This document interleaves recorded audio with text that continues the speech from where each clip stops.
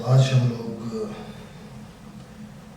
समझेंगे कि जब हम ओमकार की बात करते हैं तो हम सभी को मालूम है कि ओमकार के बारे में महर्षि पतंजलि ने बहुत ही सुंदर तरीके से बताया कि सबसे पहले उन्होंने ये कहा कि ईश्वर कौन है, या फिर आपसे अगर कोई पूछे कि ईश्वर की परिभाषा क्या है तो उन्होंने बड़ा ही सुंदर कहा समाधिपाद में कि क्लेश कर्म विपाक आशय अपरा मृष्ट पुरुष विशेष ईश्वर।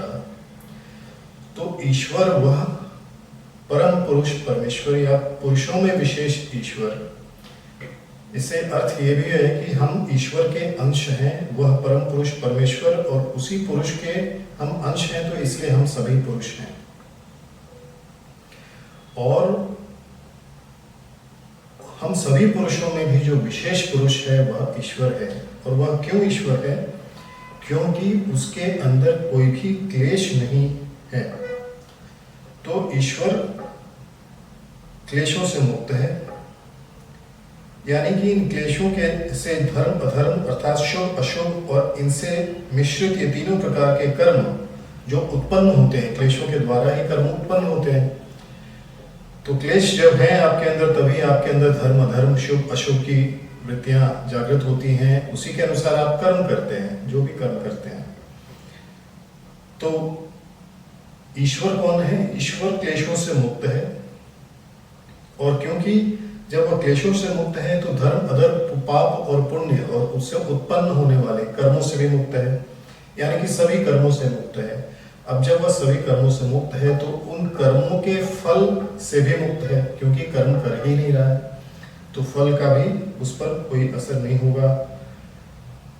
और आशय कर्म आशय, क्योंकि कर्म ईश्वर द्वारा किया ही नहीं जा रहा है तो कर्माशय यानी कि उन कर्मों का एक स्थान जहां पर वह कर्म इकट्ठे हो रहे हो वह भी नहीं है उसके अंदर। तो ऐसा पुरुष विशेष जो सभी पुरुषों में उत्तम है या पुरुष विशेष है, जो सभी क्लेशों से मुक्त है, अर्थात वह सभी वृत्तियों से परे भी है, क्योंकि क्लेशों के ही चलते वृत्तियां उत्पन्न होती हैं।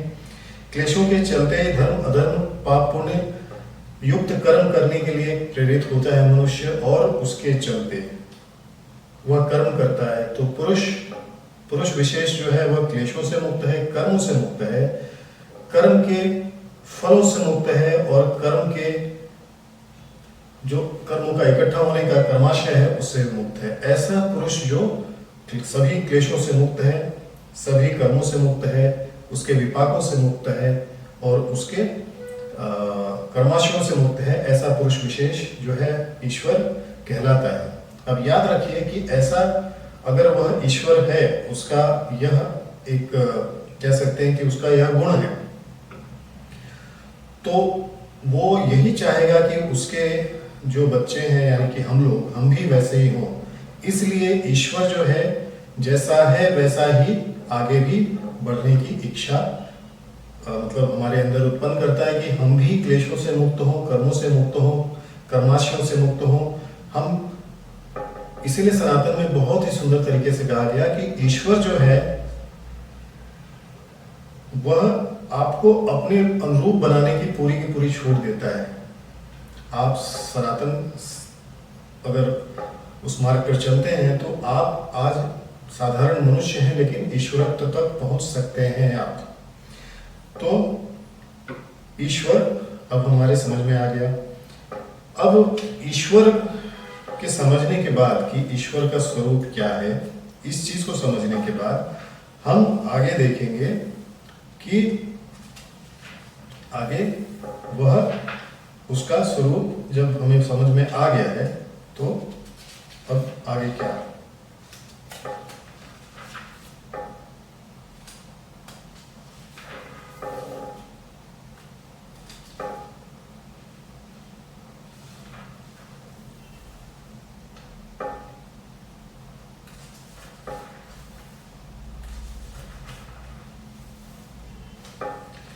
तो आगे महर्षि पतंजलि क्या कहते हैं? महर्षि पतंजलि कहते हैं उसी ईश्वर के बारे में कह रहे हैं अभी भी कि वह ईश्वर आगे उसके बारे में, मतलब उसकी महानता के बारे में बता रहे हैं कि तत्र निरतिशयम सर्वज्ञ बीजम, उस पूर्वोक्त ईश्वर में, तत्र निरतिशयम, उस पूर्वोक्त ईश्वर में अतिशय रहित, निरतिशयम सर्वज्ञता का बीज है। वह ईश्वर सर्वज्ञता का बीज है, मतलब कि वह ईश्वर में सर्वज्ञता का बीज होने के चलते वह ईश्वर हमेशा सभी जगह रहता है। तो अतीत में, अनागत में और वर्तमान में जो पदार्थ हैं उनमें किसी एक या बहुत से पदार्थों का बीज हमेशा बना रहता है। तो ईश्वर जो है वह सर्वज्ञ बीज है, यानी कि इस संसार में आप जो कुछ भी देख रहे हैं, सुन रहे हैं, पुण्य कर रहे हैं, पाप कर रहे हैं, उन सबका बीज जो है वह ईश्वर है। तो प्रथम जब संयम कर कर योगी उस ईश्वर को जान लेता है तो वह समझ जाता है कि वह सर्वज्ञ बीज है। मतलब कहा भी जाता है ना कि ईश्वर जो है कण कण में व्याप्त है।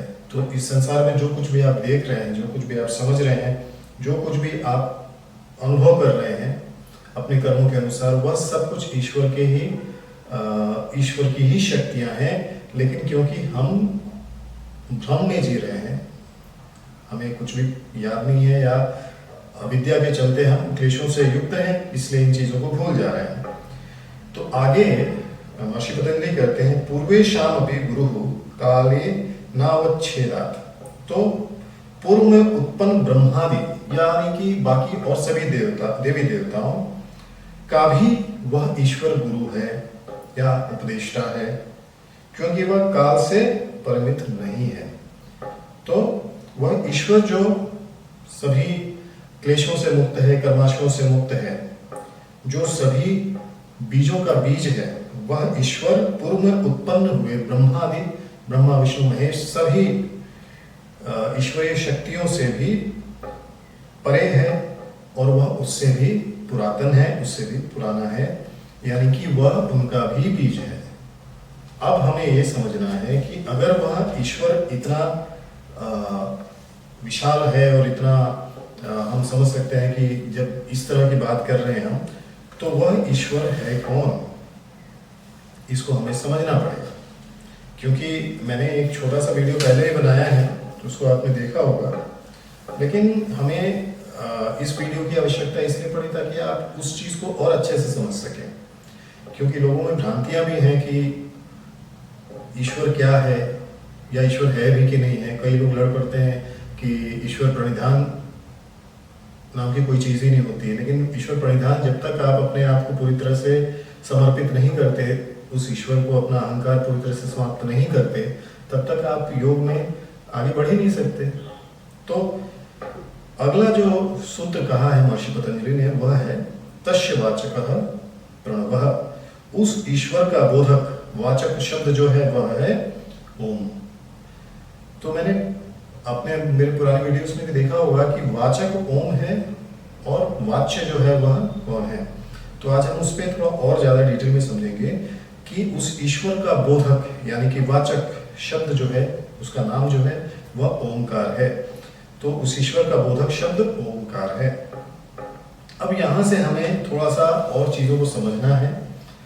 अब जब आप इस तरह की बात करते हैं तो हमेशा याद रखिए कि आपको ओमकार के बारे में उपनिषदों में भी बहुत कुछ लिखा हुआ है, आपके पुराणों में भी बहुत कुछ लिखा हुआ है, लेकिन बहुत कम जगह पे बताएगा कि ओमकार का उच्चारण करना कैसे है। क्योंकि ओमकार अपने आप में नाद ब्रह्म है और नाद को हम केवल अनुभव कर सकते हैं। अनहत नाद जब कहा गया उसको, बिना आहत किए हुए, तो आप नाद को वापस मतलब प्रकट अपने आपके हिसाब से तो नहीं होगा ना। तो यहाँ पर हमें विद्येश्वर संहिता, जो कि शिव महापुराण का एक खंड है, उसमें इसका हमें उत्तर मिलता है।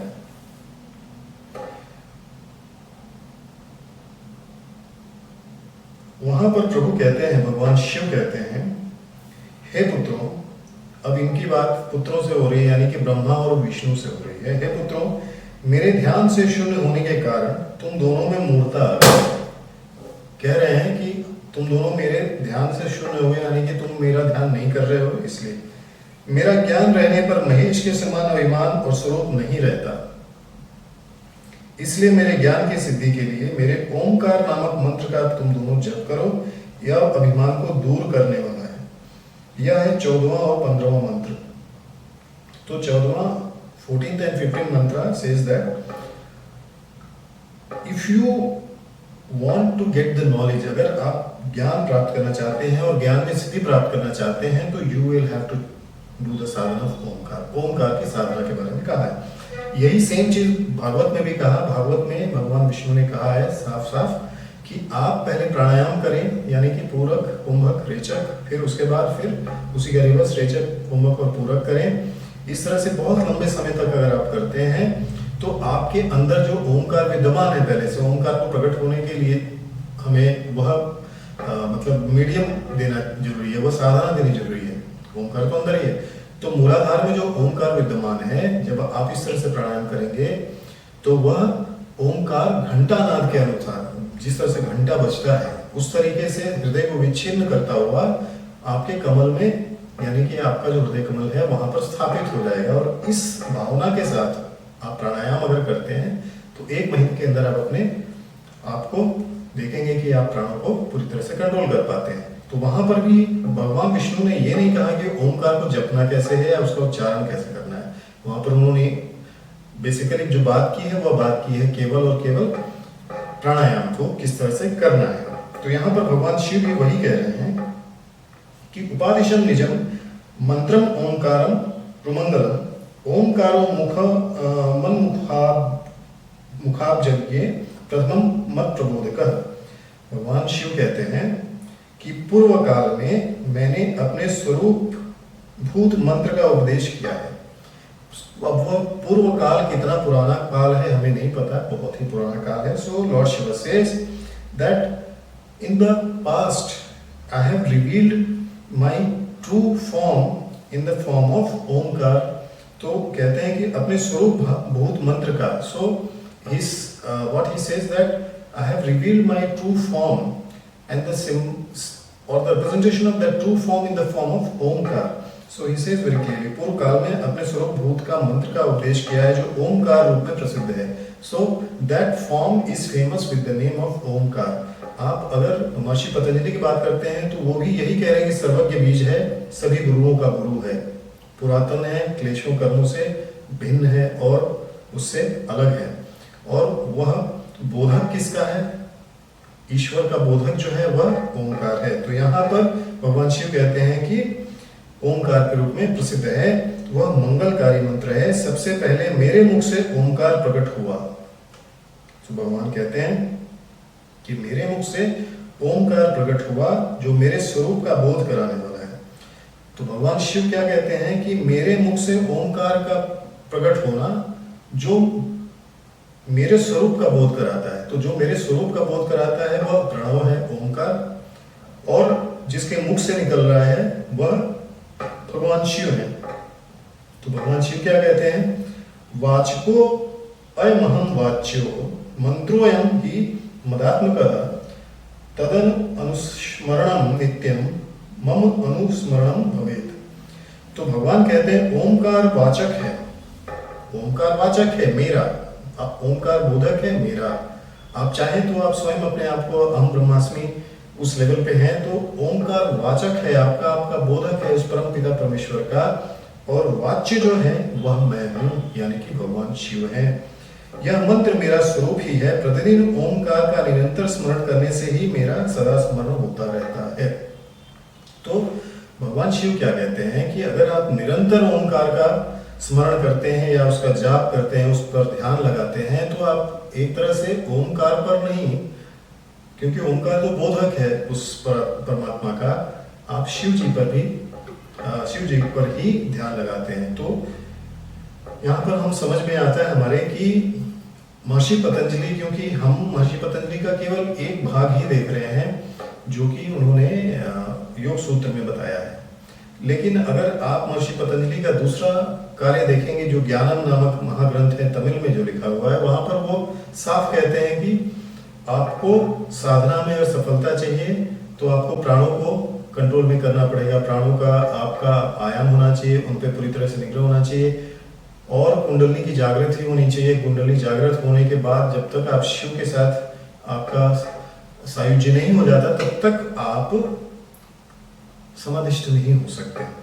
और यहाँ पर भगवान शंकर भी ये कहते हैं कि ओमकार के रूप में मैंने इस मंत्र को पहले ही पूर्व काल में बता दिया है और ओमकार जो है वह मेरा बोधक है और मैं उसका वाच्य हूं। तो उन्होंने साफ कहा है कि ओमकार का वाच्य स्वयं शिव है और वाचक जो है वह स्वयं ओमकार है। तो बोधक जो है वो ओमकार है और किसका बोध करा रहा है, वह शिव का ही बोध करा रहा है। तो यह हमें समझना पड़ेगा।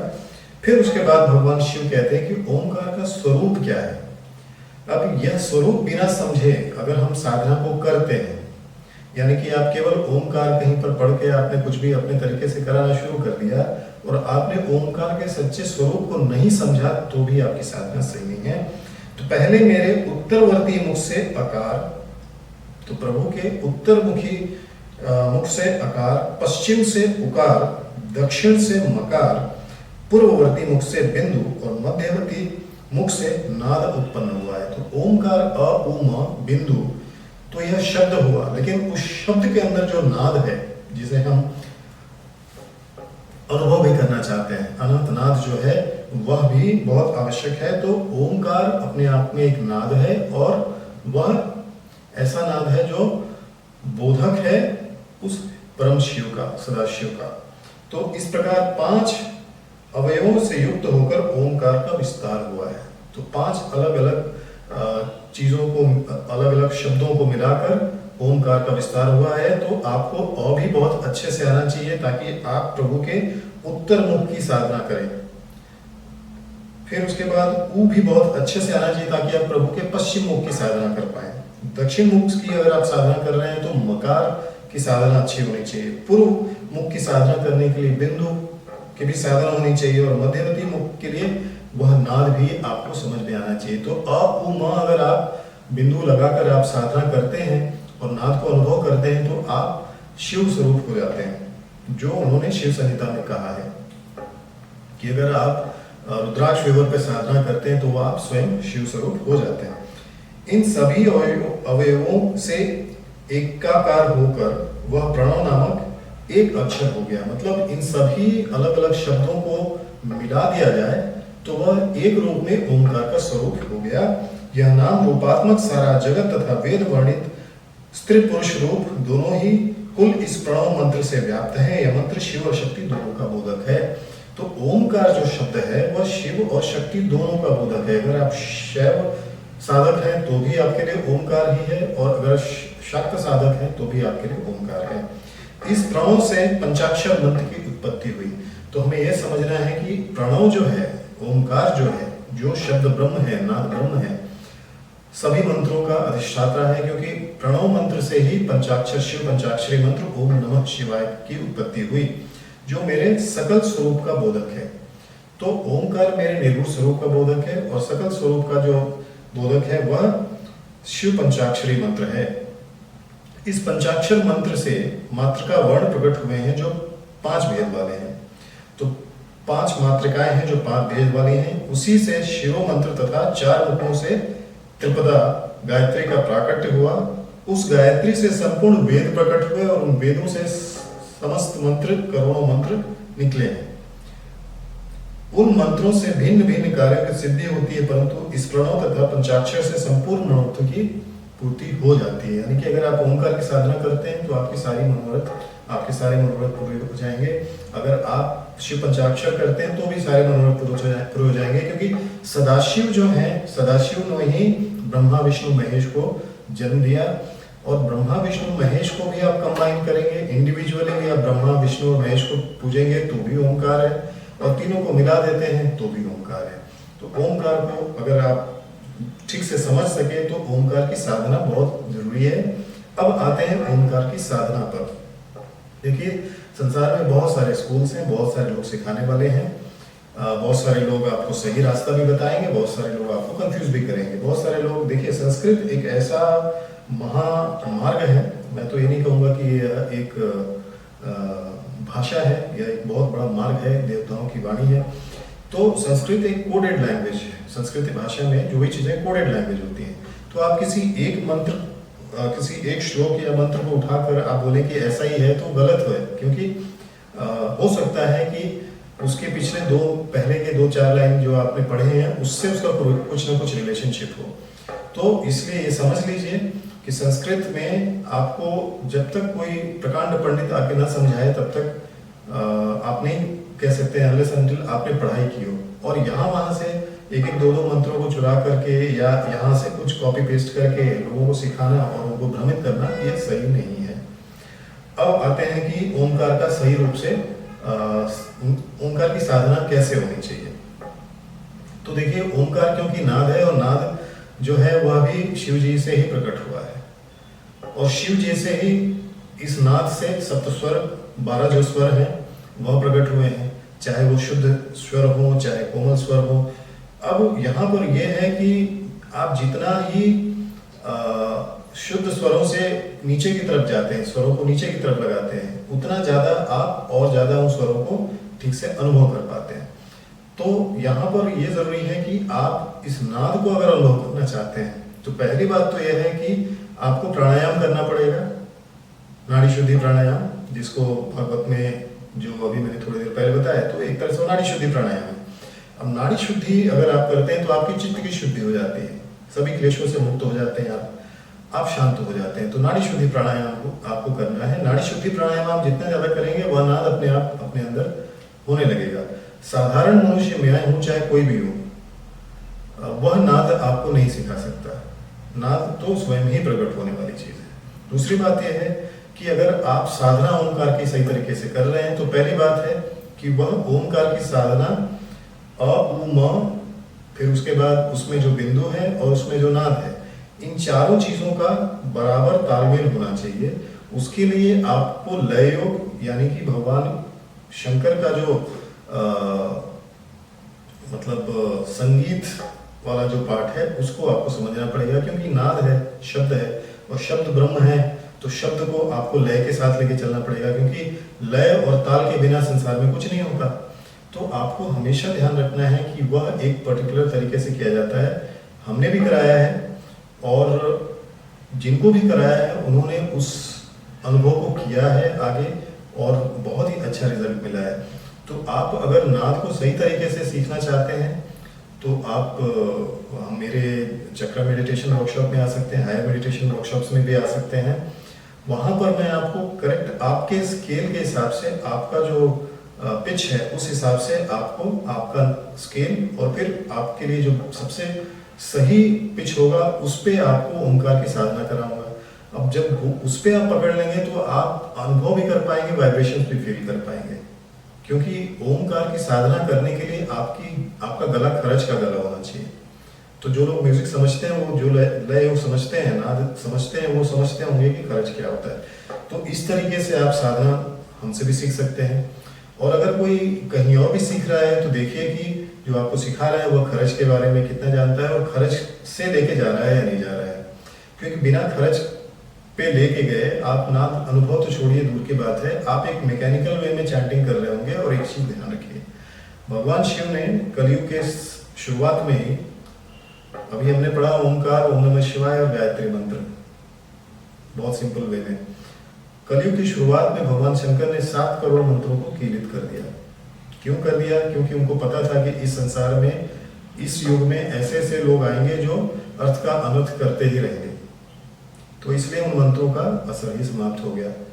उत्कीर्णन मंत्र, दीक्षा जो लिया है जिसने, उसे पता है कि उत्कीर्णन कैसे करना है। तो आप आइए और सीखिए, ये सारी चीजें आप लोगों के लिए ही हैं। लेकिन हाँ, जो भी चीज बताया जा रहा है उसको आपको साधनात्मक रूप में करना पड़ेगा। हमेशा याद रखिए कि हमारे जो कर्माशय हैं, हमने जो कर्म किए हैं, हम जो अभी सुन रहे हैं और वो जो कर्म बनते जा रहे हैं, उनका भी तीव्र होना या वीक होना ये आपके कर्मों पे ही आश्रित है फिर से। तो तो उसका जो आपको फल मिलेगा वह भी उसी पे पूरी तरह से आश्रित है कि आप किस इंटेंसिटी से कर रहे हैं। तो हो सकता है कि आज आप करना शुरू करें तो आपको कुछ ऐसा भी हो सकता है कि आपने बहुत इंटेंसिटी से किया तो तुरंत फल मिले, या आगे भी मिल सकता है। लेकिन सदकर्मों को करते हुए अपने संस्कारों को भी जोड़ना शुरू कीजिए। और गलत करने से अच्छा है या किसी ऐसे मनुष्य से सीखने से अच्छा है जो खुद आपको भ्रमित कर रहा है, उससे तो अच्छा है कि किसी साधारण आदमी से सीखें जो आपको कम से कम एक ही रास्ता, ठीक है हम बहुत बड़े ज्ञानी नहीं होंगे लेकिन हमें ये मालूम है कि ओमकार को सही तरीके से साधना कैसे है, क्योंकि हमने पिछले 35-40 साल में उसको साधा है और हजारों लोगों को इससे बहुत फायदा हुआ है। और यह शास्त्र प्रमाणित चीज मैं बोल रहा हूँ। और अगर आपको कहीं डाउट होता है तो आप पतंजलि योग दर्शन पढ़ सकते हैं, शिव संहिता पढ़ सकते हैं, भागवत पुराण पढ़ सकते हैं। सब चीज जो भी मैंने कहा है उसमें सब कुछ लिखा हुआ है। वैसे कहीं पर भी कोई चीज आपको अलग नहीं लगेगी, शास्त्र सम्मत है। और देवताओं ने भी, भगवान शिव ने भी यही कहा है। यानी कि जो मैंने अभी आपको ज्ञान बढ़ाया है आगे, बेसिकली मेरा भी नहीं है, मैंने वहां से जो चीज मेरे समझ में आया, जो मैंने साधना की और जिससे मुझे तुरंत फल मिला, वो चीज मैंने आप तक पहुंचा दिया। तो आगे